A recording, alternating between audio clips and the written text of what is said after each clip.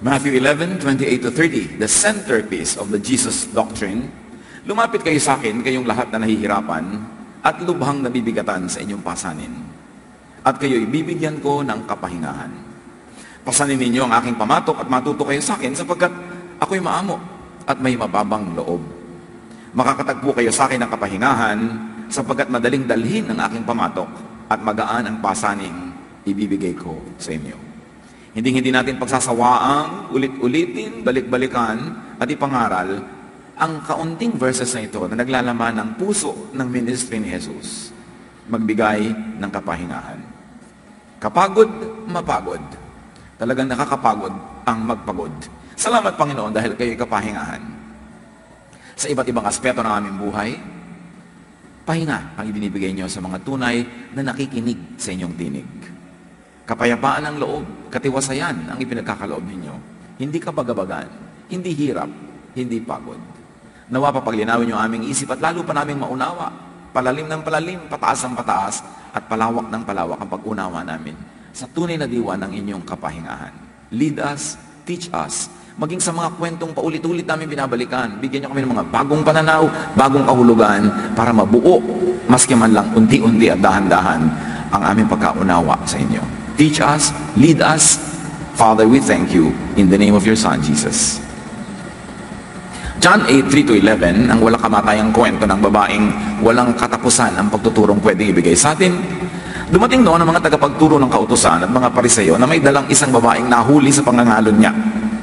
Iniharap nila ito sa karamihan at sinabi kay Jesus, Guro, ang babaeng ito'y nahuli sa aktong pangangalon niya. Ayon sa kautusan ni Moses, dapat batuhin hanggang mamatay ang mga katulad niya. Ano naman ang masasabi ninyo? Itinanong nila ito upang subukin siya at nang may maiparatang siya, sila laban sa kanya. Ngunit yumuko lamang si Jesus at sumulat sa lupa sa pamamagitan ng daliri. Patuloy sila sa pagtatanong, kaya tumayo si Jesus at nagsalita. Ang sino man sa inyo na walang kasalanan ang siyang maunang bumato sa kanya. At muli siyang yumuko at sumulat sa lupa. Nang marinig nila yon, sila'y isa-isang umalis, simula sa pinakamatanda. Iniwan nila ang babaeng nakatayo sa harap ni Jesus. Tumayo si Jesus at tinanong ang babae, nasaan sila? Wala bang humatol sa'yo? Wala po, Ginoo, sagot ng babae. Sinabi ni Jesus, hindi rin kita hahatulan. Umuwi ka na, at mula ngayon ay huwag ka na gumawa ng kasalanan. Isang paulit-ulit na pag-aaral ang ginagawa natin sapagkat napakaraming katuruan na makakatas sa kwentong ito ni Jesus. John 8:3, isa-isahin natin. The Pharisees and the teachers of the law of Moses brought in a woman who had been caught in bed with a man who wasn't her husband. Isang malaking iskandalo, isang malaking gulo ayon sa kanilang mga patakaran at tradisyon. Pero sino mga pagod dito? First of all, the Pharisees and the teachers of the law of Moses. Pagod din sila kasi kapagod magbantay ng kasalanan ng kapwa. Nasubukan niyo naman magbantay ng kasalanan ng kapwa? Magbantay sa mga pagkukulang ng asawa, ng anak, ng kapitbahay, ng kaibigan, ng katrabaho? Nakakapagod yang gawang magpulis sa buhay ng may buhay.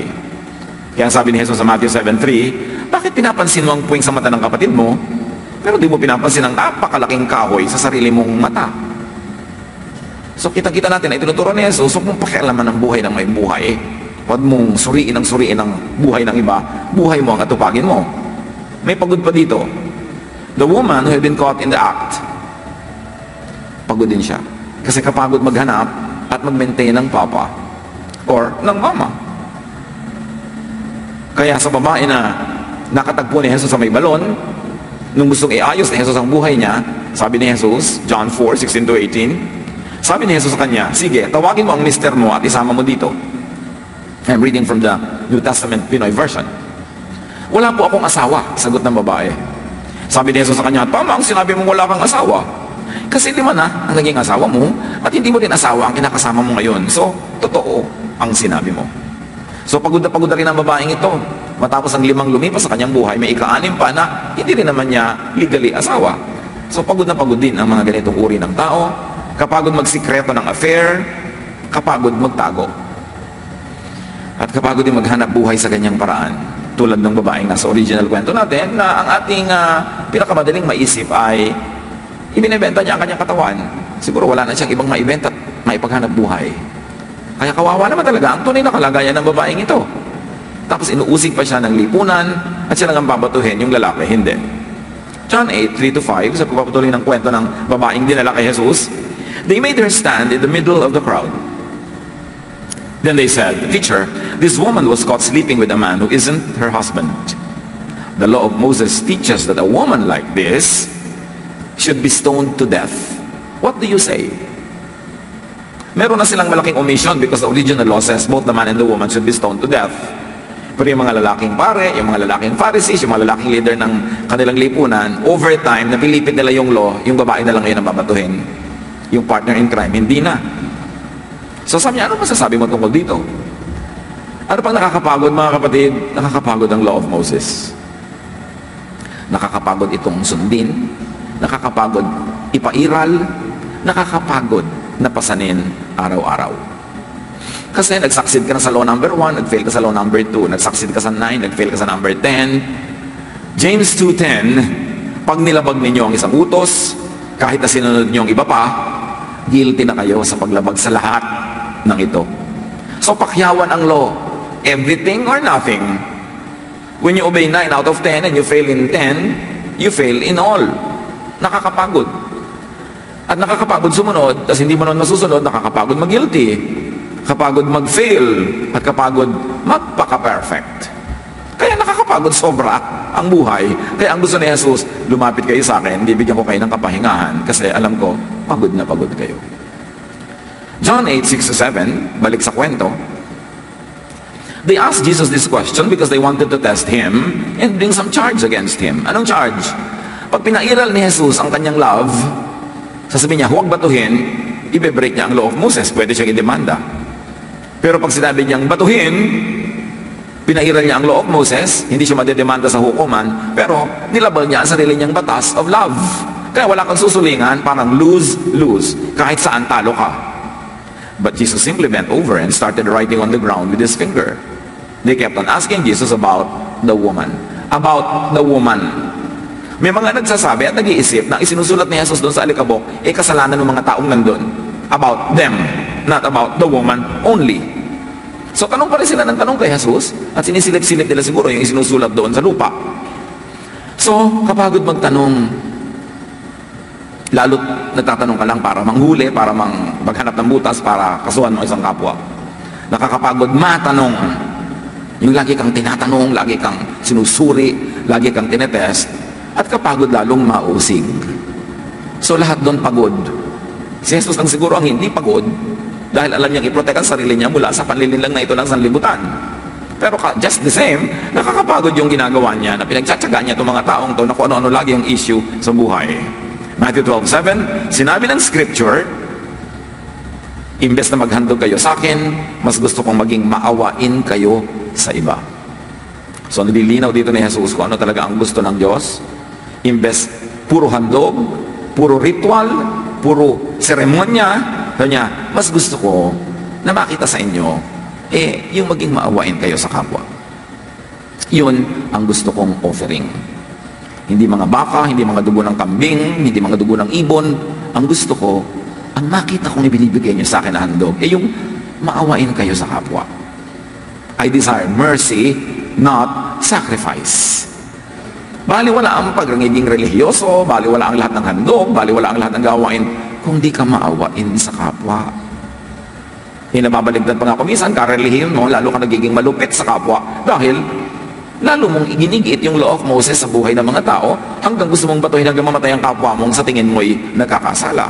Imbes magpabait, nagpapalupit yung law. John 8:7-9. Finally, he stood up and said, if any one of you have never sinned, and of course wala nang qualified kasi if anyone never sinned, then go ahead and throw the first stone at her. Once again, he bent over and began writing on the ground. The people left one by one, beginning with the oldest. So hindi sinabi ni Jesus na huwag niyong batuhin. So hindi nagtagumpay yung mga tao na hanapan siya ng butas para may demanda. Hindi rin naman niya sinabing batuhin niyo. But it had a chilling effect. yung pinagsamang isinusulat niya sa lupa na maaaring ang mga kasalanan ng mga tao doon, at yung kondisyon na ibinigay niya na ang walang kasalanan ay siyang maunang bumato. Because of that, no one dared to throw the first stone. And if there is no first stone, there can be no second, nor third, nor fourth, and so on. Sa makatuwid, ang umiral na batas, yung batas ni Jesus, ang pag-ibig, pagpapatawad, at habag, maging sa mga inaakala natin ay dapat parusahan. Pagod na siyempre yung babaeng yun. At kung ikaw naman ang magsasabi na, huwag na nating batuhin, ikaw naman ang babatuhin ngayon. At kung ikaw ang nambabato at sinabing pag nambato ka, babatuhin ka rin, lahat kayo pagod. Kasi kapagod, mapagbalingan ng pansin, ng sisi, ng judgment. Sabi kasi, sige, yung walang kasalanan, bumato na. Pag ibinato mo si Moses, ibabato rin sa'yo si Moses. Kaya mapapagod ka, ikaw ang mapagbabalingan ng sisi. Yung mahilig mambato ay babatuhin. Yung mahilig manghusga ay huhusgahan. Kaya mapapagod ka rin. Matthew 7, 1-2, sabi ni Jesus, huwag niyong husgahan ang kapwa niyo para di kayo mahusgahan ng Diyos. Kasi huhusgahan kayo ng Diyos ayon sa paghusga niyo sa iba. At susukatin kayo ayon sa panukat na ginagamit niyo sa iba. Hindi ka marunong magpatawad, hindi ka papatawarin. Kuripot ka sa kabaitan, hindi kukuriputan ka rin ng Diyos. Pero nag-uumapaw ka sa pagpapatawad, sa habag, hindi ganun din ang igaganti sa iyo ng langit. John 8, 9-11. Finally, Jesus and the woman were there alone. And that is what we need, aloneness with Jesus. We don't have to face God together with the whole community. You face God alone. And you bring your case not to a court of many people, not to a jury, but to the only one judge, who is Jesus. Ang relasyon natin ay talagang one-on-one. At pag one-on-one lang, walang mga miron, walang nagbubuyo, walang gustong mambato, walang nanggugulo, walang nagsasakdal, napakaganda ng resulta ng one-on-one relationship with Jesus. So finally, Jesus and the woman were there alone. Jesus stood up and asked her, "Where is everyone? Isn't there anyone left to accuse you?" "No, sir," the woman answered. Then Jesus told her, "I am not going to accuse you either. You may go now, but don't sin anymore." So the lesson is to not accuse. Dapat dalhin ang natatawag na makasalanan, dalhin ang kasalanan mismo kay Jesus. Kasi si Jesus ang Supreme Court. At sa Supreme Court na yon, sa mga nananalig, sa kinakahabagan ng Diyos, makasalanan man o hindi, siyempre lahat naman makasalanan, in the court of Jesus, there is no accusation, no judgment, and there is freedom from judgment. Because Jesus sets you free even from the law of Moses. Kailan kaya natin ito ma-appreciate ng buo o ng mas malaki? That Jesus, and in the court of Jesus, you are freed from judgment. So rest in Jesus. Bring your case to Jesus. At ito ang madalas kong ulitin sa lahat ng mga taong humihingi ng payo, nagpapapray, etc. Yung hinuhusgahan sila ng iba, hinuhusgahan na rin nila ang kanilang sarili, bigat na sila sa dala nilang guilt, burden. Lagi kong sinasabi, bring your case to Jesus, the Supreme Court. People already judged you, elevate your case to the Supreme Court. At doon, wala nang iba pang susunod na magbibigay ng husga. At kung ikay nananalig kay Jesus, banal ka man o hindi, pero wala naman talagang banal. Makasalanan ka man o hindi, pero wala namang taong hindi makasalanan. When you bring your case to Jesus, the love of God that flows through Jesus gives you freedom from guilt, freedom from condemnation, and freedom from stones that the law of Moses would like to hurl at you. Rest in Jesus. Kaso lang, nakarest ka na, naki-Lord ka na, tumanggap ka na, nanalig ka, may next panakot na naman ng relihiyon, second coming and second judgment. Hindi na naubos ang takutan at hindi na naubos ang takot. How do you look at the second coming as it is taught by the church? How do you look at the so-called second judgment or final judgment? Look at it through the filter of Jesus. Look at it through the filter of God through Jesus. Na dapat kung nasa Panginoon ka na, Kahit hindi mo nagiging perfect ang score sa buhay araw-araw, and you believe in the second coming, and you believe in the final judgment, ang nasa puso mo ay excitement, happiness, joy, because Jesus is coming. Hindi yung tinatakot ka na naman na matapos mong manalig at matapos mong sabihin ni Jesus na rest, I have overcome the world, I have set you free from sin will no longer rule over you, tapos patatakot ka na naman uli ngayon sa second coming. You must look at the second coming through the filter of the first coming, the incarnation of Jesus, the death of Jesus on the cross, His resurrection, and His promise that nothing can separate us from His love. Not even your performance or lack of it.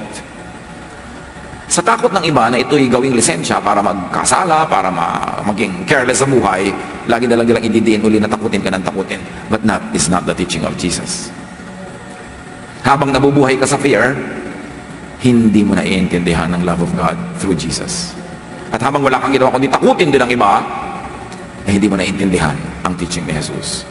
So, man, woman, Pharisee, community, come to Jesus. Not to Moses, not to the law, not to religious tradition that will only condemn you. Matthew 11:28, ang linaw ng sabi ni Jesus, lumapit kayo sa akin, hindi sa iba. Bring your case to Jesus. Bring your so-called failures to Jesus. Bring your troubles and fears to Jesus. Come into Jesusness. Of course, Jesusness is the quality or condition of being like Jesus. Being peaceful, being at rest, and being forgiving to others and to self. Being kind and accommodating, being merciful. God says, I desire mercy, not sacrifice. And God is merciful to us, especially expressed through Jesus. Come into Jesusness, not into Mosesness, not into Pharisee-ness, but into Jesusness. At yan ang napakalaking pagkakamali ng maraming Kristiyano, na kay Jesus na, pero ang lagi nilang inuungkat, pinupuntahan ay si Moses o ang mga Pharisees. At kung tumingin sila sa kapwa, manghusga ng kapwa, makitungo, ang ginagamit pamantayan ay si Moses at ang mga Pharisees, hindi si Jesus. Tandaan niyo, ang babaeng ito, caught in the act, huling-huli, pero hindi ipinabato, hindi inusig. Ang totoo hindi nga pinagalitan ni Jesus. Naiunawaan niya kung ano ang nagsadlak sa babaeng yon sa ganung terribleng pamumuhay. Naunawaan ni Jesus na biktima siya ng lipunan, biktima siya ng umiiral na pamamaraan, na wala nang natira siyang pwede ipaghanap buhay, kundi ang katawan na lang niya. Mahal siya ni Jesus. At kailangan maunawaan natin yun. So we will stop throwing stones at each other or at our own selves. Titigil tayo ng paghampas sa sarili, pagpapapako sa krus sa ating sarili, kasi ginawa na yun ni Jesus para sa atin. What more graphic explanation do we need kung gaano tayo kamahal ng Diyos through Christ? So come to Jesusness and rest from searching for all types of love and people and things, and stop searching for religious perfection. It cannot happen this side of eternity. The sooner you accept that you cannot be perfect by the standards of religion, the more you will have peace. The sooner and the easier. Ecclesiastes 1:14, nakita kong ang lahat ng gawa ng tao sa mundong ito ay walang kabuluhan. Ito'y tulad lang ng paghahabol sa hangin. Lahat ng mga paghahanap for all types of love, of people, of things, and even of religious perfection, walang kabuluhan. Kasi hindi mo talaga inaabutan ang hinahabol na ito. Mapapagod ka lang. So tumigil ka na lang ng kakahabol, baka balikan ka pa't puntahan ng kusa. Pero yung habol lang habol, napapagod lang. Come to Jesus and to Jesusness and rest from committing sin, just to search for the things we want. 1 John 3:5-6, you know that Christ came to take away sins. He isn't sinful, and people who stay one in their hearts with Him won't keep on sinning. Dapat maunawa ang doble blade ng verses na ito. Dumating daw si Jesus para alisin ang kasalanan. One, paano? Para turuan tayong huwag magkasala, at nagkukulang at nagkakasala man tayo, ay tinatanggal niya yung kaparusahan, pinapalitan niya ng mercy, ng kanyang sariling sacrifice by His blood. So inaalis niya yung kasalanan, inaalis niya yung effect ng kasalanan, at inaalis niya yung kaparusahan ng kasalanan. Kaya sinasabi niya, pumayapa kayo. Magkaroon kayo ng kapayapaan. Kasi inalis ko na yung kasalanan. Akala nung iba, pag sinabing na kay Kristo ka na, inalis na yung kasalanan, hindi ka na magkakasala. Nagkakasala araw-araw, kaya guilty uli araw-araw. Inaalis ni Kristo yung power of sin, meaning ngayon may choice na tayo not to be sinful, but in case we go wrong, sabi niya, hindi ba? He is faithful and just and will forgive us. At sabi, confess your sins to the Lord and He forgives. So meron siyang ginawang fallback. May ginawa siyang safety net. Okay, I want you to live a morally perfect life. But just in case that you are not able, there's a second net that catches you when you fall. It is the forgiveness, the love, the kindness of God through Jesus. Kaya in effect, dalawa ang paraan ng pag-aalis ni Jesus sa kasalanan. One is yung binibigyan ka ng power not to sin. And number two, inaalisin niya ng power yung law para nagkasala ka man ay hindi ka usigin at hindi ka parusahan. And people who stay one in their hearts with Him won't keep on sinning. Again, may mga pakahulugan dito na pag naka Jesus ka na, hindi ka na magkakasala. Pero come on, be realistic. Mula ba nang pumunta ka kay Jesus, hindi ka na talaga nagkasala. Nagkakaroon pa rin. So this verse must mean something else. That you don't keep on sinning because there is no more law that makes you sinful. You cannot be condemned anymore because the law has been disempowered.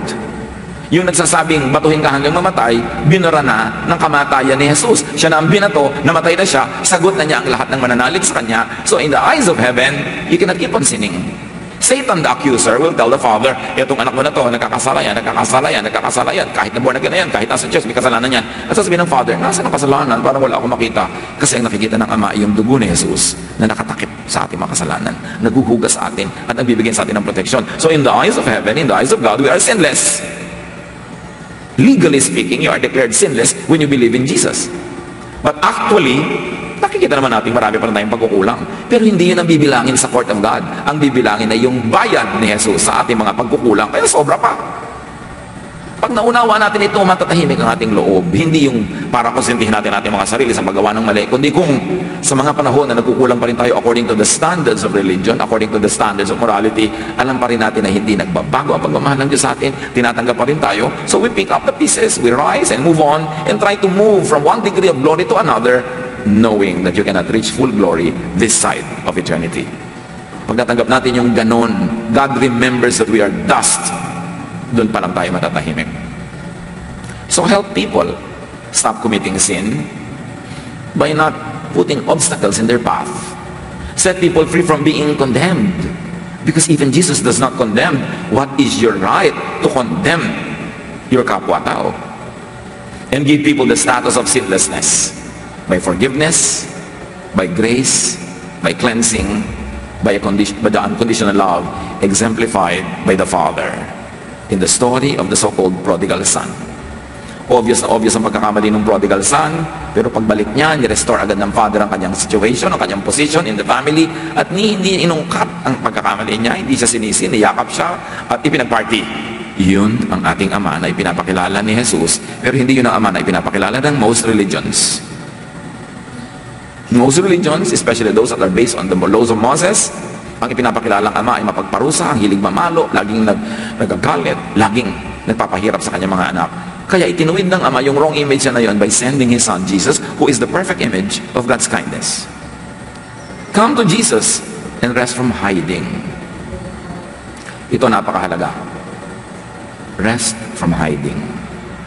Bakit sa church, sabi nila pinakamaraming hypocrite of all societies, of all groups, of all places? Kasi sa church, you are penalized, you are punished for any wrongdoing against the law of Moses, for any wrongdoing against regulations, against tradition. So, alam mo namang hindi mo lagi nasusunod yun, nagtatago ka na lang. You pretend. At yan ang ayaw na ayaw ni Jesus, hypocrisy. Itinatago ang sugat, hindi tuloy gumagaling. Ang gusto ni Jesus, that we live in the light. 1 John 1:7. But if we live in the light, as God does, we share in life with each other. And the blood of His Son, Jesus, washes all our sins away. Pero kung namumuhay tayo sa liwanag, gaya niya na nasa liwanag, meron tayong magandang samahan sa isa't isa. At ang dugo ng anak niya na si Jesus ang naglilinis sa lahat ng kasalanan natin. What does it mean to live in the light? Kung hindi mo ina-appreciate ang perfect forgiveness and love and kindness of God through Jesus, and you are in the church, you are among fellow believers, kasi may mali ka, may pagkakamali ka, may kulang ka, may kasalanan ka, you live that part of life in the dark. Nagtatago ka sa dilim, you live a double life. Kasi itinatago mo sa kapatiran ang iyong mga kadiliman, kaya nagpupunta ka sa dilim. Pero ang ibig sabihin ng pag-ibig ni Jesus ay ito, live in the light. Kung tama ang ginagawa mo, live in the light. Hayaan mong visible. Kung sa palagay mo mali pa rin ang ginagawa mo, live in the light. Don't hide it. At ang paiiralin nyo sa isa't isa, sa kapatiran, sa samahan, pag meron nakikita mong, uy, may darkness, or may kulang, o may kasalanan, let the blood of Jesus wash that away. Let the sin be covered by the love of God. And therefore, the person does not have to hide in the darkness. The person does not have to suffer alone. The person does not have to handle these difficulties and hardships alone. Sabi ko, magiging maganda ang samahan nyo kung magiging totoo kayo sa isa't isa. Pero paano ka magiging totoo? Kung ginajudge ka. Kung ginajudge ka, ipupulpito ka, huhusgahan ka, paparusahan ka, itatago mo na lang natural para madali. Pero hindi yun ang living in the light. So yung katuruan ng living in the light, may kakambal na dapat nauunawa ng lahat. That you allow people to come out in the light no matter what the situation is. That you accept and love people no matter their failures, in spite of their imperfections. And you don't judge, but when you see a person who is spiritually sick, who is suffering from the consequences of wrongdoing, you do not judge, you love, and you help restore the person. At ang pinapairal ay ang pag-ibig, ang walang patakarang pagtanggap ni Jesus, at ang patuloy na pagtutulungan so that we move from glory to glory, that we are able to get restored by the love of the fellowship and by the love of God. Yun ang tunay na kapatiran kay Jesus. Pero kung meron kang pagkukulang, pagkakamali, kailangan mong itago sa church, church ng Pharisees, hindi yun kapatiran ng mga nananalig kay Jesus. Kapag ka naging honest ka, sinabi mo ang katotohanan, o hindi mo sinasabi, biglang nilang nalaman at dinyadge at binato, hindi yun fellowship of Jesus believers. Hindi umiiral doon ang Jesusness. Ang umiiral doon ay Mosesness, Phariseeness, churchiness. Dapat napapahinga ka pag nasa church. Hindi yung dahil nasa church ka, nadagdagan ng pressure sa buhay mo, dahil ang dami-daming kritik, ang daming church bullies, ang daming hukom. That is not what the church is about. The light of Jesus drives out darkness, cleanses us. And you must understand light as cleaner, as disinfectant, as sterilizer. Science knows that light cleanses. Ang mga sinaunang ang Pilipino, may mga banggerahan sa bahay, nakaharap sa silangan, doon nakabilad yung mga plato, yung mga baso, kasi naniniwala ang mga ninuno na nakakapagpalinis ang init ng araw. And truly, it is correct. Kaya Jesus is light. Expose everything in the light so it can be cleansed and it can be corrected and healed. But if the church, if the fellowship is judgmental, hypocritical, and strict and unkind, people will hide in the dark. Kaya ang pagkatago ng mga kapatid natin sa dilim is a statement about our own Jesusness. Kung hindi sila na-encourage lumabas, maging totoo, tinatakpan nila, tinatago ang kanilang mga paghihirap, mga pagdurusa at mga pagkukulang, ibig sabihin, the fellowship is Pharisaistic. The fellowship is maka-Moses, imbes maka-Jesus. Live in a righteous way that you could be in the open. Yan siyempre ang ideal. Gawin mo tama, iwasan mo mali, para pwede ka talaga nakahantad. Pero sa mga panahon ng pagkukulang, pagkakamali at pagkakadapa, do not hide in the dark. You will not heal there. Come out in the light. Therefore, the people have to be open and accepting to people who come out in the light. And let the blood of Jesus, the light, not darkness, cover you and your brothers and sisters. The story of this woman teaches us that we should enjoy God's unconditional, accepting, and restoring love. That's what the woman caught in the act of adultery realized. Na sa iyong mga pinakamadilim na araw, sa iyong mga pinakamadilim na gabi, sa mga pinakabigumong oras, sa mga nakakahiya at nakaka-embara sa harap ng tao, kay Jesus ka humarap at di ka niya husgahan. Sasabihin ka niya, huwag ka na magkasala. Pero alam mo kung nagkasala ka pa rin, mahal ka pa rin niya. Para mga magulang, mga taong magulang, di ba kahit nagkamali na yung anak, lagi nakakakuha ng justification. Ganon din ang Diyos, because God justifies us. Not only forgives, but justifies. So help and allow your kapwa-tao to live in the light. Huwag ka masyadong mausisa. Huwag ka masyadong matanong. Hayaan mong i-volunteer na sabihin sa'yo. Huwag mong itanong kay A ang buhay ni B. Pag hindi sinasabi ni B, manahimik ka. At pag nagsasabi, don't show shock or terror or horror. Huwag ko A. Kapintasan natin pag hindi nakakapagtapat sa atin ang ating kapwa ng mga tunay nilang nararanasan. Do not judge or reject or label people. Do not push people underground. Huwag nating itulak at idiin ang mga tao na kumubli sa dilim dahil pinapaso natin sila ng ating liwanag. Dapat maging mabuti, mabait, mapagtanggap tayo so people can come out and be healed. Pairali ng magandang samahan. Yan ang sinasabi ng magiging maganda ang ating samahan, and let Jesus cover and cleanse one another. Rest from watching other people's lives. Nakakapagod magbantay ng buhay ng may buhay. 1 Thessalonians 4:11, gawin ninyo ang best para maging tahimik ang buhay nyo. Huwag niyong pakialaman ang buhay ng iba. Magpahinga tayo at magpahingahin natin ang kapwa. Rest from judging others. Romans 2:1, kapatid, kung na-judge mo yung iba, tapos ginagawa mo rin mga bagay na ginagawa nila, na-judge mo ang sarili mo. Guilty ka at wala kang excuse. Kahit sino ka pa. Rest from stoning people. Alam niyo mga dila natin, mumunting mga kaprasong bahagi ng ating katawan, ang galing niya mambato. Sharp shoot. Kahit malalaking bato, nabubuhat niya para ibato sa kapwa. John 8:7, tuloy pa rin sila sa pagtatanong kay Jesus, kaya tumayo siya at sinabi, kung sino sa inyo ang walang kasalanan, siya ang unang bumato sa babaeng ito. So look at yourself first. Kung ayaw mong mabato ni Moses, huwag mong ipambato si Moses. Tigilan mo ang kagagamit ng verses para mambato sa kapwa. Hanapin mo mga verses yung nagpapabait, nagpapabuti sa'yo. Mga verses na kumakanlong sa exposure ng iba, gumagaling sa sugat, gumagamot, hindi nagpapadugo at nagpapakirot palalo. Rest from Moses and Mosesness. Rest from the law. John 5:45, sabi ni Jesus, huwag niyong isiping ididiin ko kayo sa harap ng Ama. Ang inaasahan niyong si Moses ang siya mismong magdidiin sa inyo. Sabi ni Jesus, kung ako lang, hindi ko kayo didiin, hindi ko kayo i-judge, hindi ko kayo usikin. Pero yung si Moses, na lagi niyong kinukote, siyang magdidiin sa inyo. Romans 3:20-21, walang taong mapapawalang sala sa paningin ng Diyos sa pamamagitan ng pagsunod sa kautusan. Sapagkat ang ginagawa ng kautusan ay ang ipaalam sa tao na siya'y nagkasala. Sabi, kung sa kautusan kayo laging sasandal, kawawa kayo. Kasi laging pagkakasala, pagkukulang nyo ang ididiin ng mga kautusan. Pero si Jesus ay nagpapawalang sala. Mahirap ba namang piliin Jesusness or Mosesness? Huwag paghaluin, hindi sila magkahalo.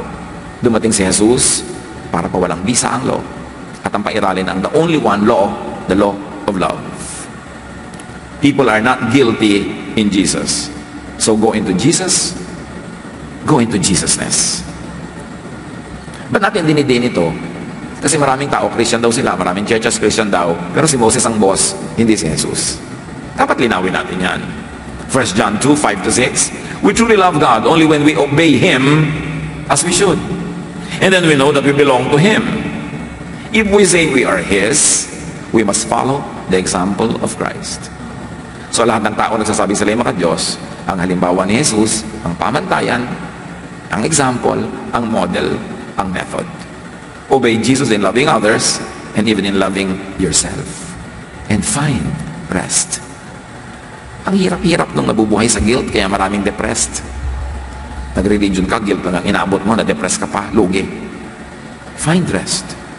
Father, we thank you that there's rest in Jesus. Nawa sa kauulit-ulit ng kwento, ng katuruan, tumalab sa aming puso. Lumalim ang pagkaunawa namin hanggang ito ma-operationalize in our daily lives. Na talagang ang buhay ng mga anak mong nananalig sa iyo at sa iyong anak na si Jesus ay mapuno ng kapahingan, katahimikan, kapayapaan at pag-ibig. Pagbulay-bulayan natin ang mga ito at hanapan ng application sa ating daily lives. Be with the Lord. Think about this. Hear the voice of the Spirit.